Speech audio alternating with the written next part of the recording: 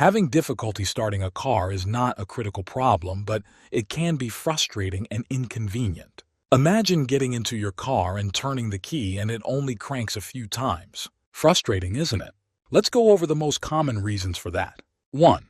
Flat, faulty, or dead battery. The battery is usually the main reason that your car won't start and is one of the most common callouts to the AA.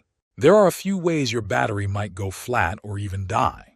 Something electrical was left on in the car, like the lights, which ran the battery down.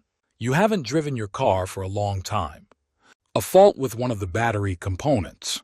If the car makes a rapid clicking sound when you turn the key but won't start, it could be the battery. 2. Starter motor problems. Some of the cars we're called out to won't start to have a problem with the starter motor. The starter motor is connected to the car's battery and sets the engine in motion when you turn the key or press the start button.